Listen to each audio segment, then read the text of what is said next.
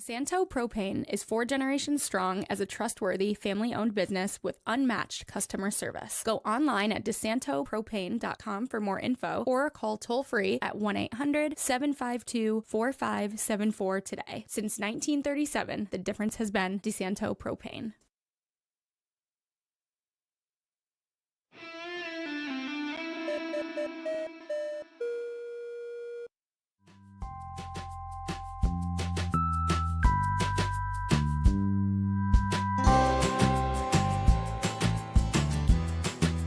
Hey, welcome to FLX Weekly here on FingerLakes1.com. I'm Jim Sinicropi, live in the FingerLakes1.com studios here in Seneca Falls, New York. Today we have a great conversation on tap with Rhonda Jasper. She's the Executive Director of the Seneca County United Way. Obviously, with the government shutdown, we've heard lots in the news about SNAP benefits not going out this week.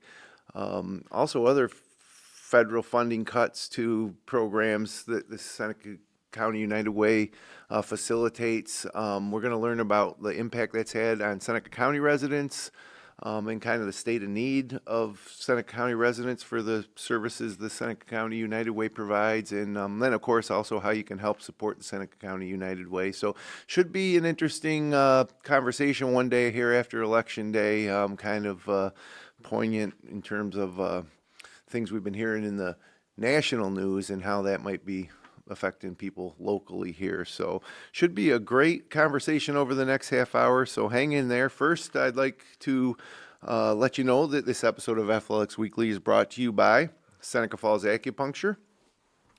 They're offering personalized treatments for pain relief, women's health, digestive symptoms, cosmetic acupuncture, and more, helping you look and feel your best naturally. Book your appointment online at SenecaFallsAcupuncture.com to experience award-winning care right here in the Finger Lakes.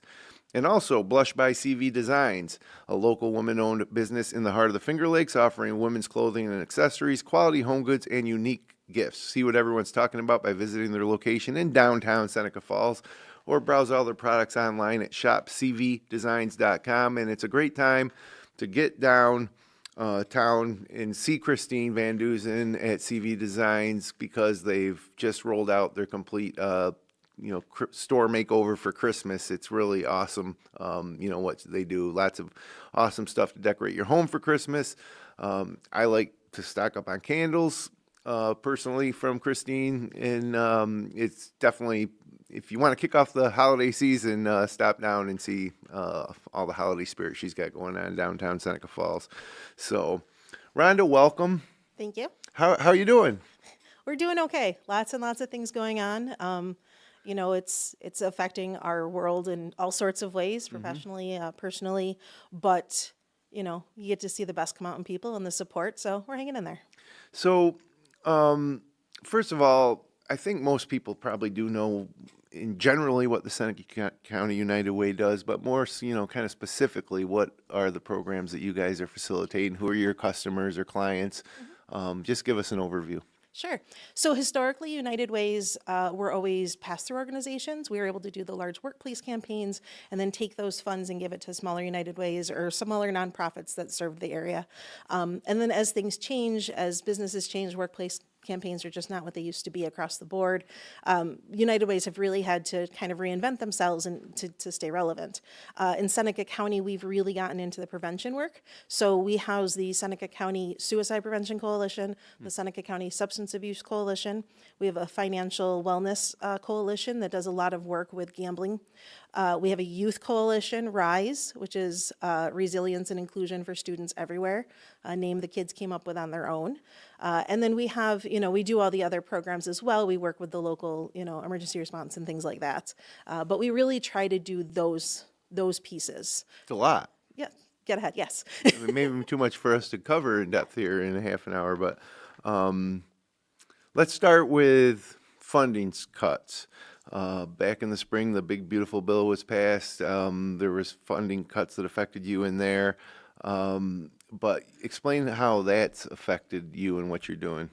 So at the United Way specifically, we have been working for 10 of the last 12 years under a drug-free communities grant, which was ultimately through the CDC.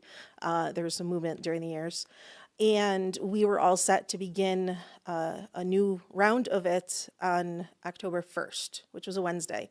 And on the Friday before, we started hearing some things, and by Saturday, there had been an announcement that they were canceling it, and that they were going to, the money is still there, but they're going to recompete it with new requirements to make sure that all of the programs are in fact following what the new regulations are. So that's, it's a big hit. That's, it's close to a third of our budget with, a 4-day lead time. So how do you react to that when you're expecting that funding and then the week, then it comes, it's not there? Like, how do you move forward? Initial panic. And then, however, we knew that this was a possibility. And in nonprofit, when you're working with funding and grants, you try to stagger your funding so that you don't have any one program that if it gets canceled, you're done that day. So we were able, because of contracts we have with the Seneca County, because of some smaller grants we still have coming in that run on different years, we were able to maintain all of our staff as we work to find new income to be able to support this work. So that funding is kind of still in limbo. Yes. How much work are you doing to, like, you say you have to reapply? So it was, when we did it before, it's like I want to say it's probably like a 15 or 20 page written thing, and then all of the attachments and everything. It's a lot of work. We worked very hard also because we had been told back when we applied in May that there was going to be some different lenses it was going to go through because it has to get through certain processes to get to the end. And so we had really gone through to make sure our language was correct and we were focusing on what we needed to focus on. And so we were pretty confident it was going to go through. I assume it'll be a similar process. We'll probably get like a 30, 45-day lead. We'll have a deadline. We'll have to do all those pieces again. But to be honest, it could look like anything when it comes out. At the end of the day, you do get this funding. Is there any good from it? I know it's stressful and everything, but they're saying that you need to, is there another side to the coin, I guess? So as of now, if we were to get the funding as things stand now, we're still able to use it creatively enough to continue to meet our needs. A lot of it comes to our staff. It's a lot of staffing costs come out of there. And as long as we can keep our team and who we have and the vision of United Way of Seneca County, then we're fine.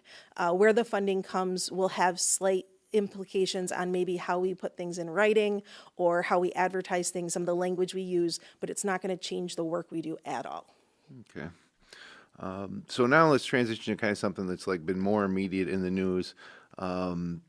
We've been hearing about how SNAP would not be funded during the government shutdown starting November 1st. It's November 5th now. Yep. And people in Seneca County who normally received SNAP benefits didn't receive them.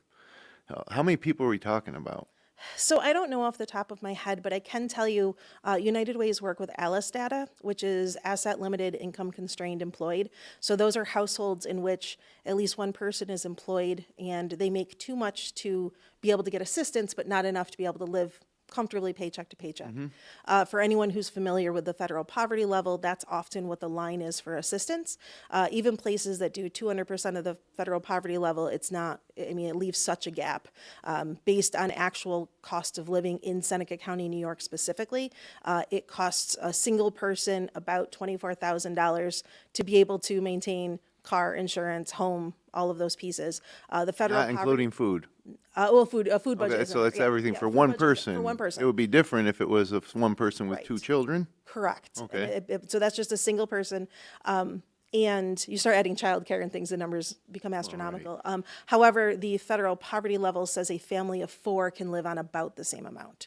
So when you're looking at the people who need help versus the people who are eligible for help, there is a huge gap. We've been watching these numbers go up for years, but what we know now is that in Seneca County, 44%. So we're looking at nearly half of everyone in Seneca County is living paycheck to paycheck or less. And now are all 44% of those folks using SNAP? No. So a lot of them wouldn't even be eligible for SNAP, which is Right. where you start seeing a lot of the food pantries and places come in. A lot of times SNAP isn't enough to get, so it's the food pantries will fill in or they're able to use their income to fill in where they need to. Every situation's different, but you are looking at a lot of people who are working and just not able to afford life right now. Yeah, and that's I think that's a core problem, is that, because a lot of people say, well, geez, all these SNAP beneficiaries are getting free money or not, they're taking my taxpayer money, and they're not working, they're lazy. A person can work 40 hours a week and not make that threshold. I mean, not everybody, in my opinion, is, has the earning potential, I guess, especially maybe in this area too, or really anywhere. So you're talking about someone who might, work at a gas station or a fast food restaurant or like Dunkin' Donuts, who earn about this amount, but they're working. I mean, so the stress, so while they may be getting SNAP benefits and those go away, now all of a sudden, I mean, it just has to be difficult to make it all work, especially if you have kids. And heading into, the cold season, we know that there's going to be families and households out there that have to decide between paying for heat or paying for food. And you should never have to make the decision. And when you mention people are working around here in Seneca County, transportation's a huge issue, especially Right. when you start looking outside of like the town of Seneca Falls, town of Waterloo, and job availability is. So even the people who are working and who are hard workers or have more than one job, several of 2 or 3, you could get 40 hours, but you're probably not full-time. You're probably not getting benefits. If your kid gets sick, you don't get, you have to be off without pay. There's a lot of things that people don't necessarily think about that, just because you're working doesn't mean you have a steady 40-hour, a week job with benefits. It's not that way anymore. Yeah, and then of course something out of the blue happens in your family, someone gets hurt or the car breaks down. Exactly. Yeah, it's certainly when you mention that $24,000 a year. If anybody watching the show can imagine, just surviving on that in this day and age, it's just so. So what does Seneca County United Way do to help these folks? And talk a little bit, I guess, about the food pantries and, how that all fits into the equation. Sure. So we still work with several community organizations, including several food pantries, and are able to give them some funding to support their work. So that historical part of United Way is still there. We still work closely with them as far as working together. There are, I believe, 7 now food pantries across Seneca County, which is amazing. The majority of them, however, are volunteer-based, entirely based on donations, and it's a lot of work. It's a lot of work for a normal family, and I can tell you that I talked to 2 or 3 of them last month, and before the SNAP benefits even were cut, their numbers were already twice as high as usual, 2.5 times. Which numbers? The numbers of how many people they were serving. Oh, okay. So the number of people that are coming into these food pantries, and are the food pantries able to keep up? They've been doing their best. Obviously, you have to juggle a little bit. People might not be able to get as much. There might not be as much of a choice. A lot of times when we get, the food link trucks in, you're able to give out what is on the truck, but we don't know what's coming. And the other side of things is a lot of the food pantries, not only in Seneca County, but everywhere, depend on donations from grocery stores. And those aren't coming like they used to. There's just not the kind of, extra produce and things that were there. Really? So a lot of our support comes from local farmers. We're getting out of that season too. Yeah. So there's just a lot of things that are happening all at once. Let's say someone's watching this and they say, geez, I can make a drop off to my local food pantry. What should they bring? Like what type of donations are food pantries accepting? So I will say off the bat that cash is probably the best if you can do a financial donation, just because they're able to fill the gaps that they need. Right. But if you're thinking of wanting to donate product to a food pantry, obviously shelf-stable, non-perishable foods are best. However, a lot of the pantries have the ability to be able to store things. Yeah. So, you can get boxes of macaroni and cheese, but if you don't have milk and egg or milk and butter, then it's not going to work. So a lot of things that are missing are like milk, butter. Perishable items. Yeah. Well, and any like olive oil, seasonings, like anything that makes food like that you would normally use.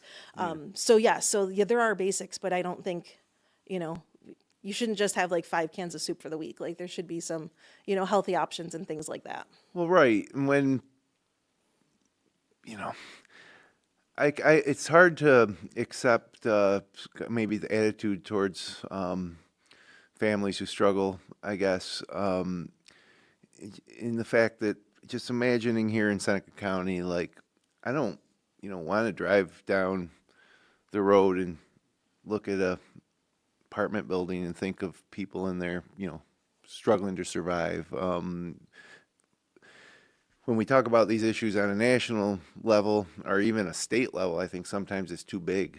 But right here in our backyard, I think that our communities can mitigate these circumstances and, and say to ourselves, nobody, in Seneca Falls or Waterloo or Seneca County is going to go hungry on our watch.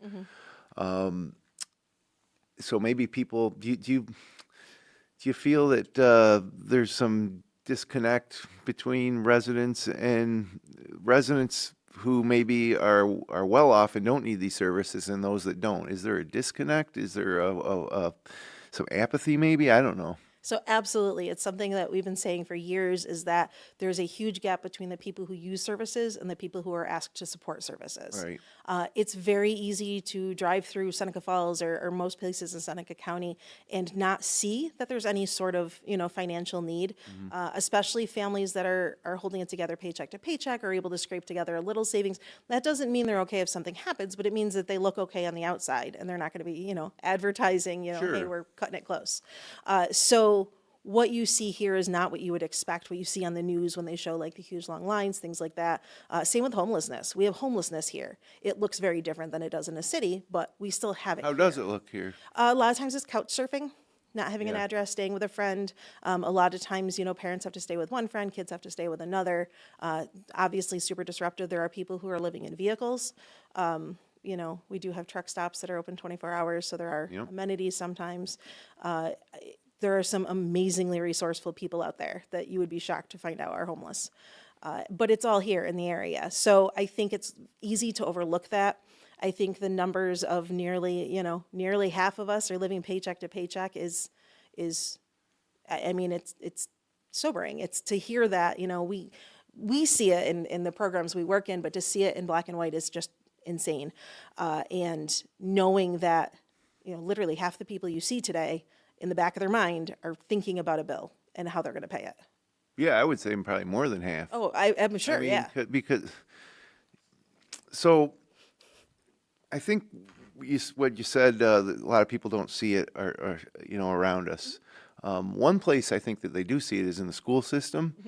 I hear stories from my teacher friends or people that work in the schools that I know.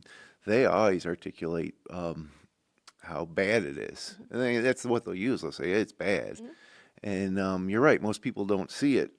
There was a youth survey conducted, 6th to 12th graders across all 4 Seneca County school districts this year. Tell us a little bit what that survey found. So we do an annual survey, like you said, all 4 districts, 6th through 12th graders every year. It's called the Clyde Survey. That's just the name of the survey. And it really asks everything from substance abuse to mental health to physical health questions. And we're able to then compile all the numbers and see specifically what our children are saying in need. Obviously we don't have anything that's crazy off the charts compared to national numbers, but it's different knowing that it's our kids that did it. And I can tell you that the numbers, the infographic you see, there's hundreds of questions. This is just a snippet of it. But the numbers you see, these are from the kids that were in school this spring. So it's also the most recent numbers you'll see. A lot of times when you're looking at larger data points, things like that, you're looking at 22, 23, just because it takes time to process it. This we have within weeks of doing it. So the schools are actually able to use it with the students. But what we know is that, everything coming together, we know that 41% of our kids, so again, grades 6 through 12 across Seneca County, 41% of them at times think they're no good at all. Like, that's heartbreaking. That's what they think of themselves. Yes. Yep.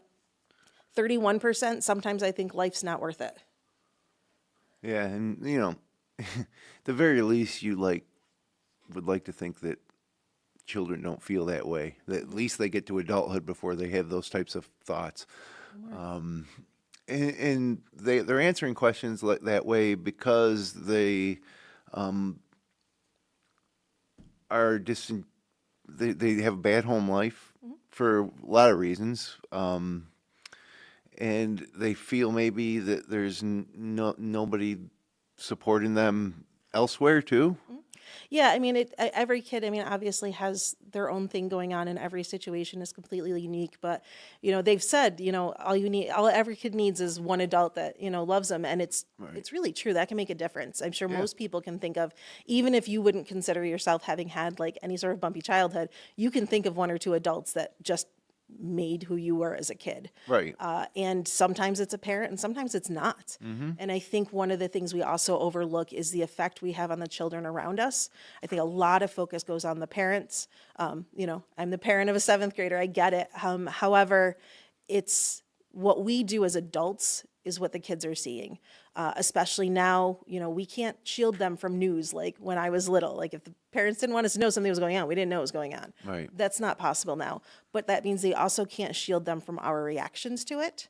And they're learning not only trying to process in their, not yet developed brains all that's happening around them, but also learning how to process it by watching us. And like I said, it doesn't matter if they're your kid or not. Kids are watching us. Right. And I think it's, we say that the decisions we make today affect the future generations, but how we're showing that we're handling it is just as important. Okay. So let's get to now how people can help. There's probably a variety of ways that Absolutely. people can help, or whether it's getting involved or donating money or donating services or goods. Absolutely. So I want to start out with, if you are donating anything, whether it is your time or skills or financially, make sure that your money is going where you want it to. Do your research. Find a place that you believe the money is going, is being used correctly. I think donating, and I include time in this too, but I think donating is such a huge decision because you're taking your hard-earned money and putting it elsewhere. Sure, So some of the people that are donating aren't right, half of them. that much better off than some of the people they're trying to help, probably. Exactly. And so we want to make sure everyone knows that they're part of the solution. So obviously we, of course, push to, donate to us. However, there are, the food pantries, there are fantastic ways you can help. Call and ask how you can volunteer. These food pantries that are smaller and volunteer operated, they're bringing in a lot more product. That's a lot more people needed to move it. You start thinking about our coalitions. We're constantly doing activities for kids. We just need adults there sometimes. We do family time boxes to every preschooler in Seneca County every month to give them some tools to be able to sit at the table with their family and have some nice, disconnected time from electronics and with each other. It takes time to assemble those things. So there's jobs, everything from whether you... Do they call you, though? They can call us, and if it's not something we can do, we certainly can put them in touch with the right person. Right. Okay. So absolutely. Then there's groups, I suppose, like, a great way if you're looking to put some sweat equity in to help these issues. Like Seneca Falls Rotary seems like a good organization where they're always, hey, we need someone to staff this event, or we're going to drop off, Meals on Wheels has a shortage. Can anybody drive? Like, it seems like that's a resource. Is there other organizations too that in the community that kind of organizations like you turn to? Certainly. So Rotary is, again, they're like one of those pass-through. They're able to do the fundraising that smaller organizations aren't. So they're able to really watch what's happening in the community and react, which is really great. They provide, Waterloo Rotary and Seneca Falls Rotary both support a lot of great programs around here. We're one of the larger nonprofits in the area, in the county. However, we don't do direct service. So, if someone is looking for help with rental assistance, we can't write a check to that person, Right. but we certainly can make sure that they go to the right place and make sure that they're hooked up in trying to do that. So it is while we're looking at individuals needing more support, it's true that the agencies serving them need it too. We're all looking at cuts. And I guarantee most of us were working on a shoestring budget to start with. Right. So, it's not like there was a whole lot of stuff to cut away. Now, Seneca County United Way is its own organization. It's not like an arm of Seneca County government. It's literally its own entity, right? I mean, you're part of the larger National United Way organization. Just kind of explain, how that works. Sure. So we are our own autonomous organization, like you said. We have our own local board of directors. We file our own 990 annually. We are a member of the United Way Worldwide and of United Way of New York State. That is a paid membership. They, of course, there's benefits to it and training opportunities and things like that. Obviously, use of the logo and the recognition. However, everything we do is here. So all of our volunteers are local, all of the work we do, but also all of the dollars, all of the time and effort you put in stays in Seneca County. I think more than ever, making sure that your efforts are staying local and helping people and helping yourself is more important than anything else. We pride ourselves on being Seneca County focused. Seneca County is a little guy in the middle of some big communities. So a lot of times when things start, in one of the closer cities, there's not a lot left by the time it gets here. So Right. We are very proud to be able to sit at tables and represent Seneca County as having the same issues as others and making sure that we stay in those conversations.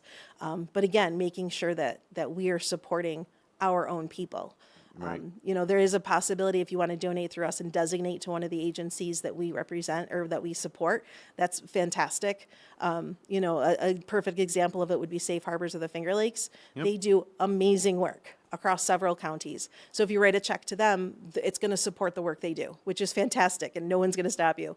But if you write a check to us at the United Way of Seneca County and designate it to Safe Harbors, it goes into a special program that's only accessible to Seneca County residents. So, it's their money and they do with it, but you have to be a Seneca County resident receiving services to be able to use those funds. Similar with family counseling services, the Finger Lakes, it's a sliding scale for Seneca County residents who otherwise couldn't have counseling.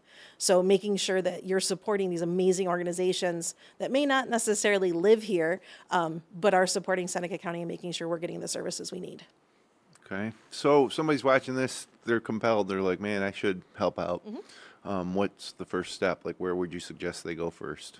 So if you're looking, feel free to call us at the office. What's the number? We are 539-1135, 315.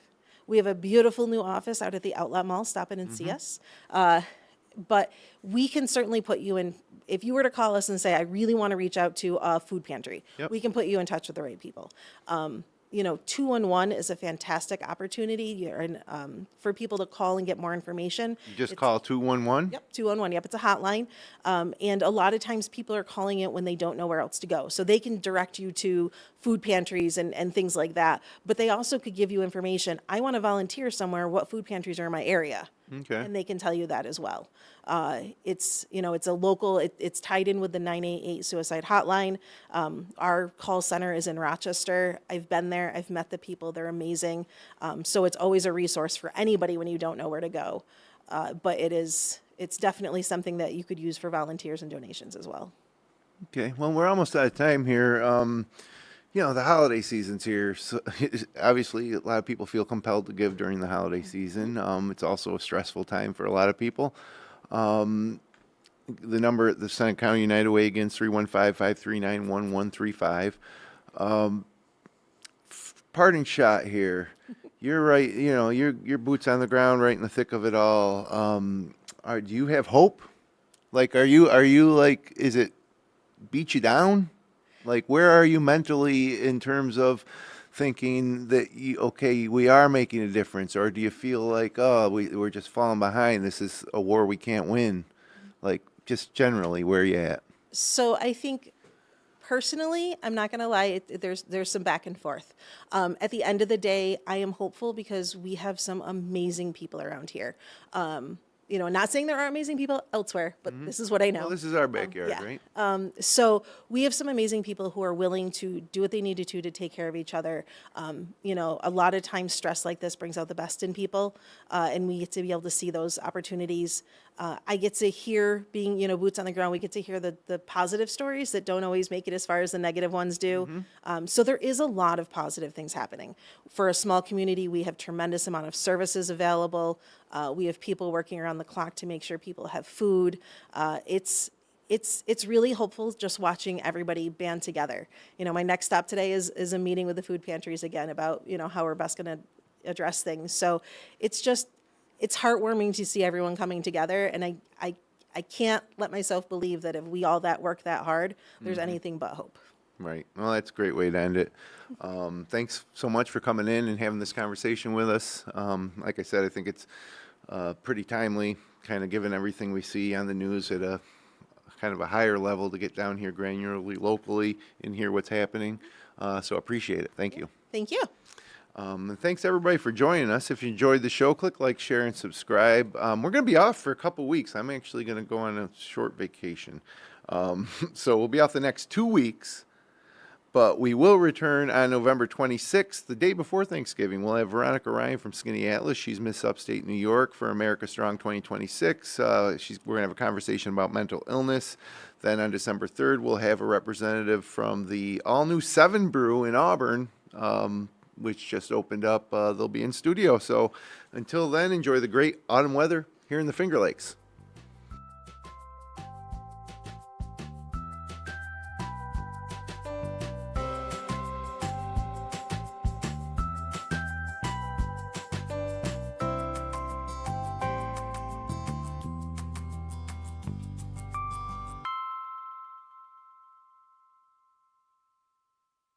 FLX